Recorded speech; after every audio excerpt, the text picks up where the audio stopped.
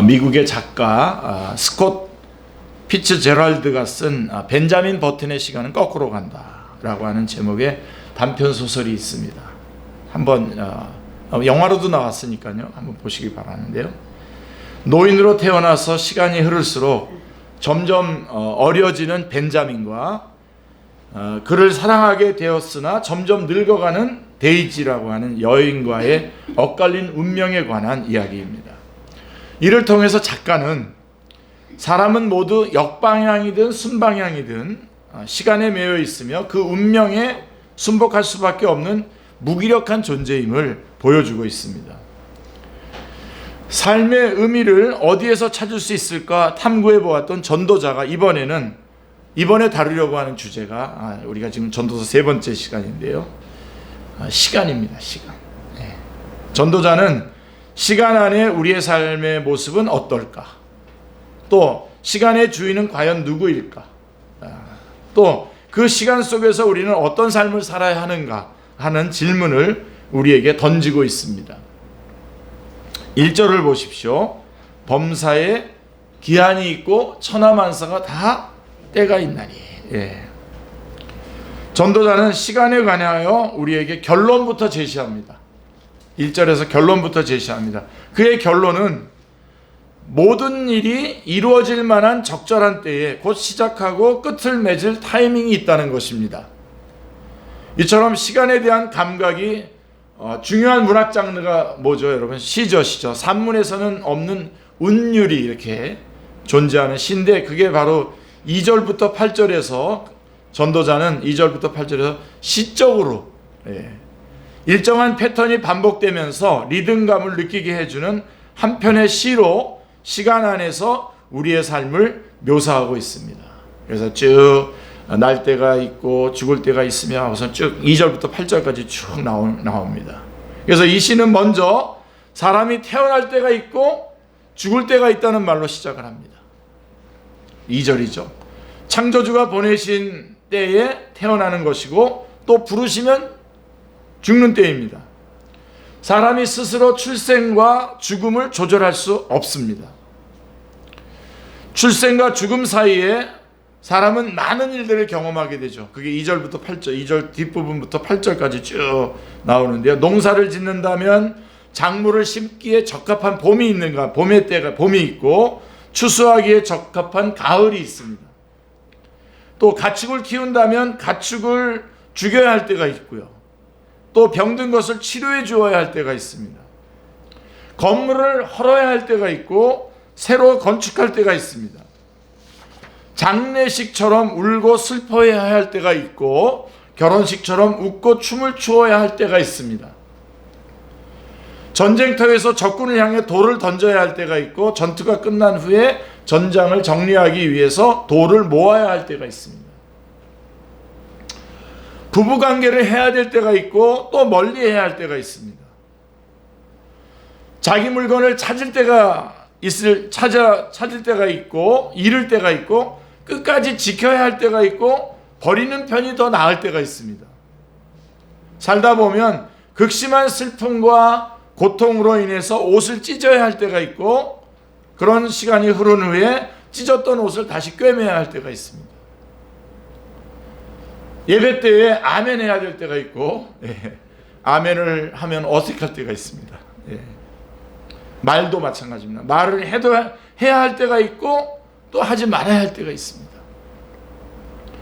개인의 차원에서는 사랑할 때가 있고 미워할 때가 있듯이 국가의 차원에서는 또 전쟁을 벌여야 할 때가 있고 평화 협상을 추진해야 할 때가 있습니다.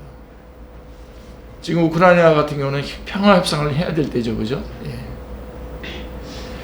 전도자가 이를 통해서 우리에게 말하고자 하는 것이 무엇일까요? 첫째로 우리의 삶이 마냥 긍정적인 것만도 아니고 그렇다고 해서 부정적인 것만도 아니라는 겁니다. 그리고 낙관적인 것만도 아니고 또 비관적인 것만도 아니라는 사실입니다. 긍정과 부정, 낙관과 비관이 한데 어우러져서 한 사람의 인생을 만들어가고 있습니다. 지금 잘 나가고 있다고 해서 계속 잘 나가라는 법은 없습니다. 곧이어 꺾이는 때가 오기 마련입니다. 내리막길로 가기 싫어도 갈 수밖에 없을 때가 찾아옵니다. 우리 특별히 건강에 관해서는 나이가 드시면서 이거 느끼지 않습니까? 벌써. 반대로 지금 인생의 깊은 골짜기로 내려가고 있다고 해서 계속 내려가라는 법이 없습니다. 이 또한 지나가리라. 이게 이 말씀 들으면 눈물이 주르륵 납니다. 제가 이게 말씀 준비하면서 다시 한번 주르륵 남는. 이 또한 지나가리라. 곧이어 바닥을 찍고 다시 올라가는 때가 오기 마련입니다. 그거고요. 또 하나는 우리가 시간 속에서 일어나는 모든 일을 통제하지 못한다는 겁니다. 우리가 통제하지 못해요. 자, 우리 젊은 우리 사람들 만나면 이런 얘기 하잖아요. 내가 딱 3년 동안 벤처회사에서 고생을 하고 나면 회사가 코스닥 상장을 하게 될 것이고 내가 받은 스톱 옵션을 팔아서 큰 돈을 벌게 될 것이고 이어서 나는 미국의 IT 회사에 스카우트 되어서 실리콘밸리에서 일하고 있을 거야. 좀 웃어주셔야 되는데 웃고 약간은 비웃어 주셔야 됩니다. 삶이 이렇게 흘러가지 않는다는 것을 우리는 다 알고 있습니다. 3년 뒤 이 모든 계획은 다 꿈이었고 다음 달 회사에서 월급이 제때에 나올지 고민하고 있는 자신을 발견하게 될지도 모릅니다. 우리는 매일매일 책임 있는 결정을 내리지만 현실에서 인생의 계절이 거의 완전히 우리의 손을 벗어나고 있다는 사실을 우리는 알고 있습니다. 이 두 가지를 통해서 전도자가 깨닫게 된 바가 뭐냐? 9절 말씀해 보시면요. 일하는 자가 그의 수고로 말미암아 무슨 이익이 있으랴. 너무 정말 이게 우리를 정말 어렵게 끌고 가죠. 이 전도서의 말씀. 그렇지만 여러분 전도서 읽을 때 기억하셔야 된다 그랬죠. 전도서가 이렇게 질문을 하고 답은 다른 65권의 성경이 대답을 해준다. 자, 전도자는 사람의 수고가 무슨 이익이 있겠는가고 질문을 합니다. 물론 이익이 없다는 것을 강조하기 위해서 그렇게 말한 겁니다. 여기서 수고는 시간을 통제하려고 하는 인간의 노력을 가리키는 겁니다. 시간을 통제할 수 없습니다, 인간. 그 수고. 우리는 시간을 통제하기 위해 계획표를 세우죠. 가급적 분단위까지 쪼개서 꼼꼼하게 작성하려고 노력을 합니다. 포즈잇들을 갖다 막 붙이고, 이것도 모자라면 거기다 형형색색 색깔들 칠하면서 계획표를 짭니다. 그리고 이 계획표대로 일이 진행되게 할 수 있도록 최대한 노력을 하죠. 조금이라도 늦어질 것 같으면 밤을 새워서라도 일정을 맞추려고 애를 씁니다. 그런데 전도자는 왜 이런 모든 수고가 아무런 이익이 없다고 말하는 것일까요? 자, 전도자의 시에서 표현한 대로 우리의 인생은 플러스가 있으면 뭐가 있습니까? 그만큼 마이너스가 있기 때문입니다. 그래서 여러분 플러스와 마이너스를 합치면 어떻게 되죠? 제로입니다. 인생의 흑자를 남기려고 세웠던 야심찬 계획이 다 수포로 돌아가고 고생의 기억만 남긴 채 결국 제자리로 돌아가고 맙니다. 내 인생의 시간을 내 뜻대로 통제하려고 했던 그 수많은 시도들이 마침내 헛수고였음이 드러납니다. 얼마나 우울한 일입니까? 다만 이게 너무 우울한데 다만 그런 것이 다른 사람들도 다 똑같이 삽질을 하고 있다는 것 때문에 위로가 됩니다. 같이. 또 더군다나 또 하나는 뭐냐면 인생에 굴곡이 많아서 지루할 틈이 없다는 사실에 조금의 위안을 받을 뿐입니다. 급 공감해 주시는 거네요. 그런데 전도자는 시간에 관한 진술을 여기서 그치지 않습니다. 전도자의 멋진 시는 이야기의 반쪽에 불과하고요. 이어지는 산문, 15절까지 쭉 이어지는 산문을 통해서 전도자는 인생이란 시간을 통과하고 있는 우리에게 두 가지 위로와 한 가지 도전을 던지고 있습니다. 그러니까 앞부분에서 그런 우리가 절망을 하고 난 다음에 우리 뒷부분으로 넘어오면서 여기서 말씀을 붙잡아야 되겠죠. 첫째로 우리는 시간 속에서 만물에 대한 하나님의 주권적 섭리의 아름다움을 깨달을 수가 있는 것입니다. 예, 그렇죠. 이렇게 아멘할 때가 있는 겁니다.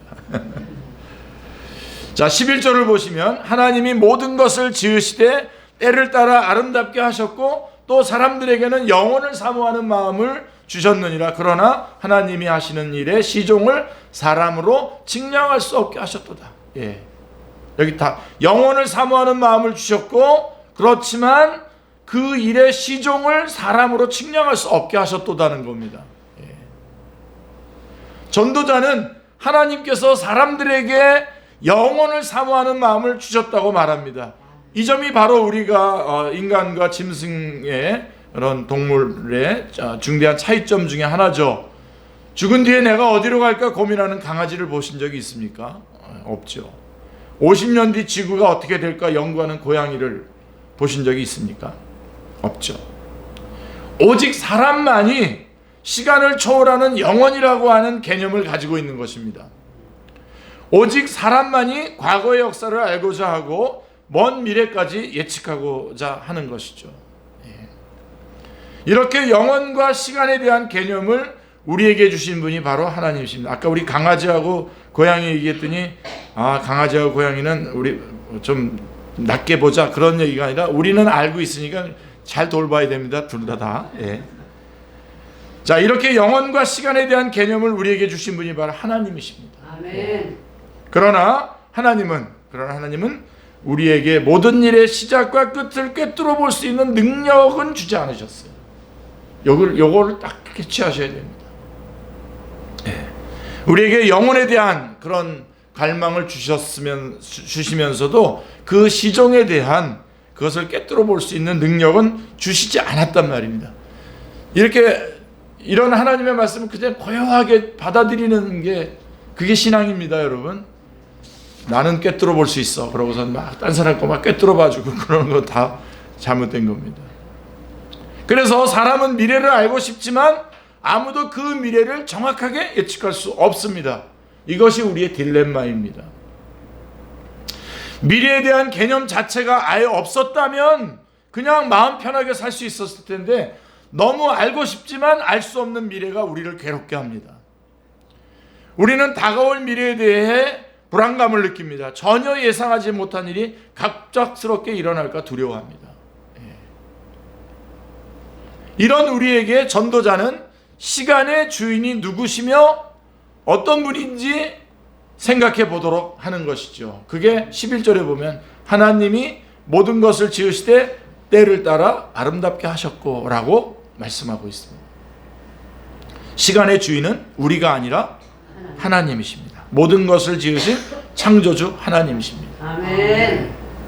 이거 하나만 붙잡으셔도요, 우리가 정말 고요한 마음으로 이 땅에서의 삶을 살아갈 수 있을 것입니다. 꼭 붙잡으셔요. 시간의 주인 누구라고요? 하나님이십니다. 창조주 하나님이십니다.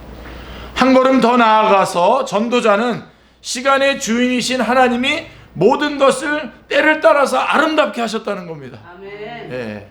시간의 주인이실 뿐만 아니라 우리의 시간들을 아름답게 하셨다는 겁니다. 하나님이 만드시는 이 시간의 아름다움을 과연 누가 볼 수 있을까요? 자, 한번 제가 유럽 여행을 가면서 유명한 박물관을 방문한 적이 있습니다. 제가 이게 잘 써놓지 않고 그래가지고 그것에서 유명한 화가가 그린 유명한 작품을 직접 본 적이 있습니다. 아주 좀 큰 작품인데요.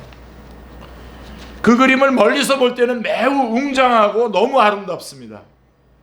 그런데 아주 가까이 다가가서 보면은 전혀 다른 모습이 보입니다. 가까이 가서 보면은 울퉁불퉁 거친 분놀림 자국과 도무지 무엇을 그린 건지 알 수 없는 이상한 형체들과 칙칙한 색깔들이 막 이렇게 거기에 있어요. 앞에서 보면.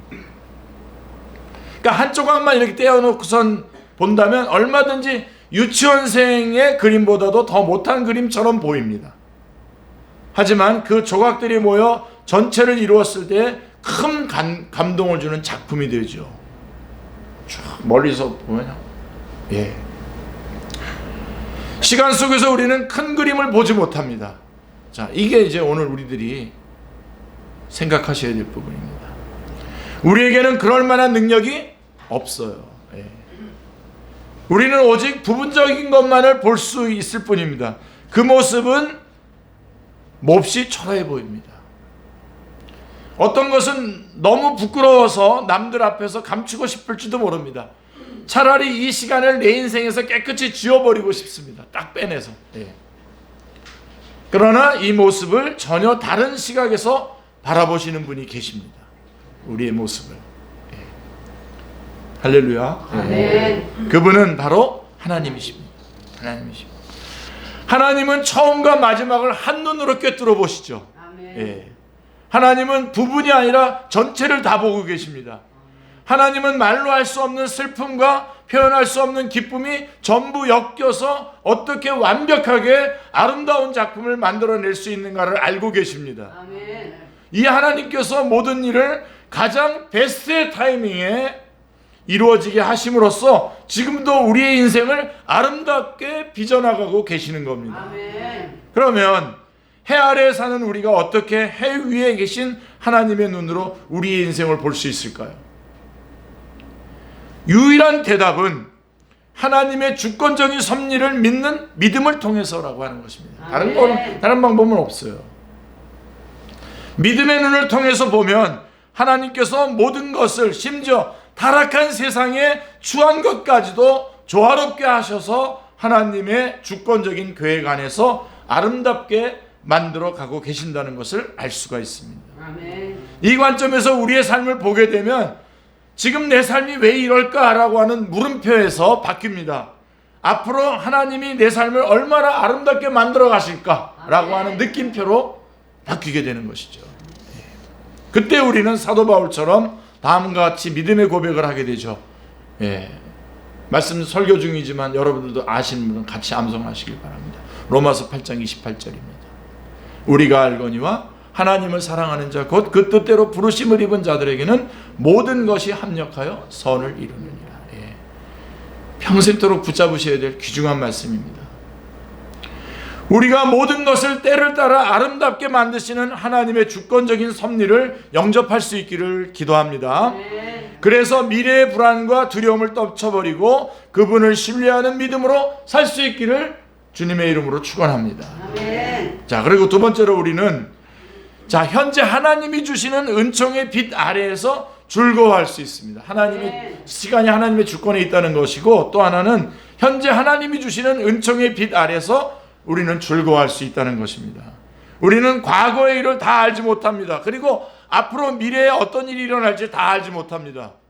그렇다면 마지막 남은 중요한 것은 무엇이겠습니까? 현재죠. 현재. 바로 지금입니다. 우리가 현재 살아가고 있는 이 시간이 중요합니다. 현재에 집중할 때 우리가 무엇을 발견할 수 있습니까? 12절 13절 말씀에 보면 사람들이 사는 동안에 기뻐하며 선을 행하는 것보다 더 나은 것이 없는 줄을 내가 알았고 사람마다 먹고 마시는 것과 수고함으로 낙을 누리는 그것이 하나님의 선물인 줄을 또한 알았도다 라고 말씀하고 있습니다. 전도자는 현재의 삶 속에 하나님이 날마다 주시는 선물이 있음을 발견했습니다. 그 선물이 무엇입니까? 바로 먹고 마시는 것과 수고함으로 낙을 누리는 것입니다. 현재 12절에 따르면 이것이 바로 선을 행하는 것입니다. 그러니까 우리는 선행이라고 하면 이웃을 돕거나 구제하는 것과 같은 어떤 이타적인 행위를 주로 떠올리는데요. 물론 이것은 우리가 힘써 실천해야 될 선행임이 분명합니다. 하지만 전도자는 매일 하나님이 주시는 일상생활 속에서의 은혜를 감사히 받고 기쁨으로 누리는 것 역시 선을 행하는 것이라고 분명하게 말씀하고 있습니다. 아멘. 하나님이 주신 은혜들을 먹고 마시고 그에 따라서 수고하고 일하고, 그게 선행입니다. 신선하고 놀라운 통찰입니다. 곰곰이 생각해 볼수록 맞는 말입니다. 자, 엄마가 정성껏 만든 음식을 자녀가 너무 맛있어요, 감사합니다를 연말하면서 맛있게 먹는다면 어떻겠습니까? 지금 죽어도 좋죠. 이보다 더 엄마를 기쁘게 하는 일이 있겠습니까? 여러분들 선물해 보셨잖아요. 그리고 이 선물을 줄 때 저 선물을 받은 사람이 기뻐할 것을 생각하면서 막 가슴이 터지면서 기쁘잖아요. 매일매일 그렇게 살 수 있는 기회가 오늘도 주어져 있는데, 마찬가지입니다. 하나님께서 자녀된 우리에게 날마다 먹을 것, 마실 것, 입을 것을 주시고 때를 따라 필요한 것을 공급해 주고 계십니다. 아멘. 그것을 우리가 잘 받아서 기쁨으로 누리며 하나님께 감사를 드린다면 하나님이 얼마나 기쁘시겠습니까? 아멘. 얼마나 기쁘시겠습니까? 하나님을 기쁘시게 하는 것이 선행이 아니고 무엇이겠습니까? 그러나 안타까운 것은 많은 사람들이 미래에 대한 염려 때문에 현재 우리의 삶에 주어진 하나님의 선물을 보지 못하고 있다는 것입니다. 미래에 내가 원하는 것을 얻고 싶은 열망이 너무 간절한 나머지 현재를 희생하려고 합니다. 이것은 매우 어리석은 일입니다. 자, 우리 신약에서도 예수님도 제자들에게 다음과 같이 말씀하셨어요. 마태복음 6장 34절에 뭐라고 말씀하고 있습니까? 그러므로 내일 일을 위하여 염려하지 말라. 내일 일은 내일이 염려할 것이요 한날의 괴로움은 그날로 족합니다. 하여간 마태복음 6장 25절부터 34절은 다 암송하셔야 돼요. 무엇을 마실까, 무엇을 마실까, 뭘까 염려하지 마라. 쭉 나오지 않습니까? 여러분, 내일은 월요일입니다. 출근하거나 수업에 들어갈 생각을 하니 벌써부터 머리가 아프고 우울해질 것 같습니다. 그러나 예수님은 내일의 염려까지 오늘로 앞당길 필요가 없다고 하십니다. 내일은 내일이 염려하도록 내버려두고 오늘 일만 생각하라고 하는 것입니다.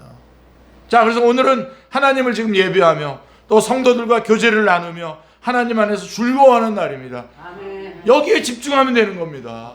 오늘은 여기에 집중하면 되는 겁니다. 그리고 내일 일도 너무 지나치게 염려할 필요가 없어요. 염려하지 말라 그래놓고 또 지나치게 염려하지 말라는 거네요. 자, 내일에는 내일의 괴로움이 있겠지만 또한 내일의 즐거움도 있다고요. 괴로움이 많은 인생길 가운데 우리에게 날마다 또 새로운 기쁨을 주시는 하나님께 감사합니다. 할렐루야. 우리가 하나님이 주시는 은총의 빛 아래에서 날마다 즐거움을 누릴 수 있기를 기도합니다. 자, 이 두 가지를 깨닫고 이제 한 가지 도전을 받아요, 우리 전도자가. 자, 어떤 도전을 받습니까? 하나님의 영원하고 완전한 섭리로 인해서 하나님을 경외해야 된다는 것을 도전을 받습니다. 아멘. 이게 오늘 성경 전체의 메시지입니다. 이게 사실은 14절 앞부분을 보십시오. 하나님께서 행하시는 모든 것은 영원히 있을 것이라 그 위에 더할 수도 없고 그것에서 덜할 수도 없나니, 이렇게 되어 있습니다. 우리는 마침내 여기서 왜 하나님이 때를 정하셨는가의 물음에 답을 얻을 수 있는가? 왜 이렇게 때를 정하셨을까? 전도자는 하나님께서 행하시는 모든 것은 영원히 있을 것이라고, 또 하나님이 정하신 때는 변하지 않는다고 말합니다. 사람이 그 위에 더할 수도 없고 또 그것을 덜할 수도 없습니다. 하나님이 행하시길 원하시는 일은 반드시 이루어지며 사람이 아무리 애를 써도 그 길을 바꾸지 못합니다. 이렇게 하나님께서 주권적으로 때를 정하신 목적이 무엇입니까? 14절 뒷부분에 나오죠. 하나님이 이같이 행하심은 사람들이 그의 앞에서 경외하게 하려 하심이라. 아멘. 경외하려 하심인 줄을 아멘. 내가 알았도다 라고 말씀하고 있습니다. 하나님께서 때를 정하신 이유는 사람들이 그의 앞에서 경외하게 하려고 하십니다. 아멘. 하나님의 때는 우리에게 우리 자신의 무력함을 깨닫게 하죠. 그러면서 무력한 것은 나 무력해, 그러고서 나는 쪼다야, 나는 그렇게 가라는 게 아니라, 그렇기 때문에 하나님을 경외하고 하나님을 바라보도록 하는 것입니다. 우리 금요기도회 때마다 기도하는 것 중에 우리 지금 전쟁 지역들, 이런 지역을 놓고 기도하면서 이것이 결국은 예수 그리스도가 필요하다는 것을 드러내는 것이 가장 큰 목적이 되게 해주십시오 라고 하면서 우리 기도하잖아요. 금요기도회 때마다. 결국은 우리의 이 무력함, 시간을 우리 마음대로 할 수 없는 이런 그런 무력함 앞에서 우리는 하나님이시구나, 하나님을 경외하도록 하시기 위해서 그렇게 하셨다는 겁니다. 아멘. 우리는 때를 주관하지 못합니다. 하나님의 때는 우리에게 우리 자신이 하나님을 완전히 의존해야 되는 존재라고 하는 사실을 깨닫게 해주는 겁니다. 아멘. 이렇게 자신의 한계와 무력함을 알 때에 우리는 하나님을 경외하게 됩니다. 아멘. 그분은 자신의 기뻐하시는 뜻대로 만물을 다스리시는 주권자이신 하나님이심을 인정하고 고백하게 됩니다. 만약 때를 우리 자신이 정할 수 있다면 어떻게 될까요? 내 계획대로 내가 원하는 대로 미래가 펼쳐진다면 어떨까요? 너무 좋은 일 아닙니까? 정말 신날 것 같나요? 하지만 정말 그렇다면 우리는 자기 자신을 신으로 착각하게 될 것입니다. 안 그래도 교만한 인간들의 교만은 이 하늘을 찌르게 될 것이 뻔하죠. 하나님은 안중에도 없고 우리 영화 타이타닉 주인공처럼 도슨이죠. 잭 도슨처럼 뱃머리에 양팔을 벌리고 뭐라 그러죠? 나는 세상의 왕이다 그러잖아요. 그래서 잠시 후에 물에 빠져 죽어요. 몇 시간 후에 절대로 가라앉지 않는 배라고 불렀던 그 배가 침몰하고 결국 잭은 차가운 바닷속으로 수장되고 맙니다. 오직 하나님만이 세상의 왕이시며 시간의 주인이십니다. 할렐루야. 언제 무슨 일이 일어날지는 하나님의 영원하고 완전한 섭리에 속한 일입니다. 아멘. 이 진리에 대한 우리의 반응은 두렵고 떨리는 마음으로 그분 앞에 나아가 엎드려 경배를 드리는 것뿐입니다. 아멘. 하나님을 영화롭게 하고 영원토록 그를 즐거워하는 것밖에 없는 것입니다. 우리는 다음과 같이 사도 바울처럼 소리 높여 외쳐야 됩니다. 로마서 11장 33절로 36절에 깊도다 하나님의 지혜와 지식에 풍성하며 그의 판단은 헤아리지 못할 것이며 그의 길은 찾지 못할 것이로다. 누가 주의 마음을 알았느냐? 누가 그의 모사가 되었느냐? 누가 주께 먼저 드려서 갚으심을 받겠느냐? 이는 만물이 주에게서 나오고 주로 말미암고 주에게로 돌아갑니다. 그에게 영광이 세세 있을지어다. 아멘.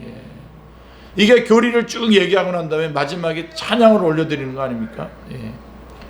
우리의 인생 이야기를 여러분 마무리해 보겠습니다. 우리 인생 이야기를 만약 뭐 어디에다가 할까요? 넷플릭스 드라마로 한번 만든다고 하면 어떻게 될까요? 우리 인생을 드라마로 만든다면. 자, 주인공인 나 자신을 포함해서 여러 등장인물들이 있습니다. 그런데 하나같이 어디 한 군데 이상 결함을 가진 인물들입니다. 그죠? 우리 좀 아닌 척하지만 다들 뭔가 결함이 있잖아요. 그죠?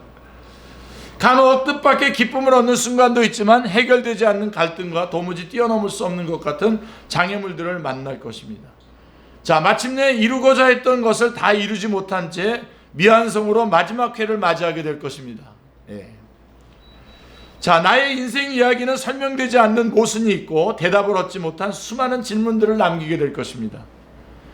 다시 생각해 보니까 암만 해도 넷플릭스에서 내 인생의 이야기를 드라마로 만들지 않을 것 같습니다. 예. 드라마로 만들기에는 너무 평범하고 칙칙하고 하찮은 이야기라는 생각이 들기 때문입니다. 도무지 시청률이 나오지 않을 것 같습니다. 그러나 나의 인생 이야기가 더 큰 이야기의 일부라면 전혀 달라질 수 있습니다. 전혀 달라질 수 있습니다. 하나님이 주인공이신 그 드라마에 내가 속해 있다면 어떻겠습니까? 하찮아 보였던 내 삶의 순간순간들이 사실은 그 드라마를 완성하기 위해서 꼭 필요한 순간이었다면 어떻겠습니까? 설명되지 않는 그 모순과 대답을 찾지 못한 질문들에 대한 설명과 해답을 그 드라마 전체를 보고 나면 얻을 수 있다면 어떻겠습니까? 그렇다면 넷플릭스든 어디든 드라마로 만들 만큼 충분한 가치가 있는 삶이 아닐까요?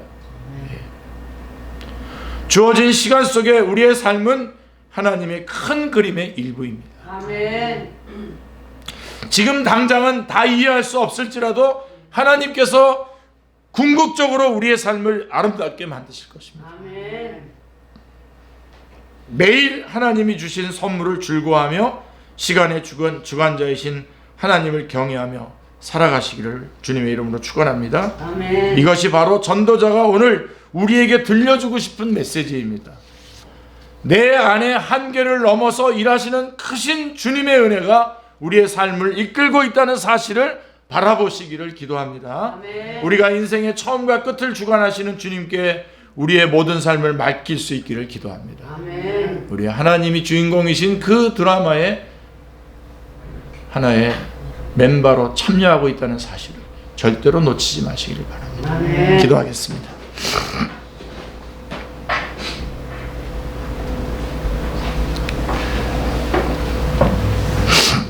하나님 아버지, 너무나 감사합니다.